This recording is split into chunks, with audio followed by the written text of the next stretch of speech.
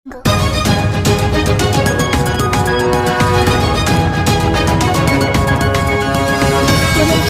আপনার পান এই তারিখের দ্বারা আধারের সাথে লিঙ্ক করা না থাকে তাহলে আপনার পান ইনঅপারেটিভ হয়ে যাবে। মাত্র কয়েকদিনের অর্থাৎ 31 ডিসেম্বর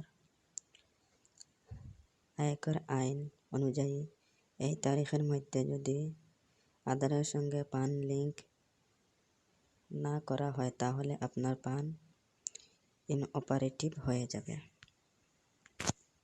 2019 জুলাই বাজেটে এই সংক্রান্ত বিধি সংশোধন হলেও ইনঅপারেটিভ শব্দটির অর্থ এখনও নির্দিষ্ট করে বলতে পারেনি সরকার।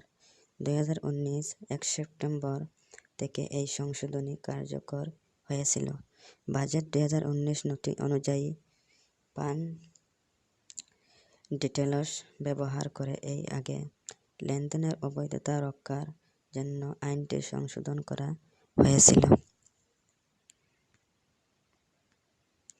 অর্থাৎ 31 ডিসেম্বর আগে পান কার্ড আর আধার কার্ড হলে লিঙ্ক করা লাগবে না। যদি লিঙ্ক করা হয় না তাহলে পান কার্ড হয়তো কাটে যেতে পারেন, কিন্তু একটা শব্দ হয়েছে, একটা শব্দর অর্থ ভালো করে বোঝা গেছে না।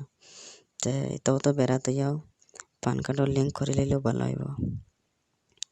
আধার কার্ড আর পান কার্ডর গেছে 3 মাস, প্রায় 3 মাস আগে ই নিউজটা আসলো, তাই বহুত আধার কার্ড নাই হরে 3 মাস বাড়ানো হয়েছে। তো 31 ডিসেম্বর আগে আগে পান আর আধারের লিঙ্ক, পান কার্ড আধার কার্ডের লগে লিঙ্ক করা লাগবে।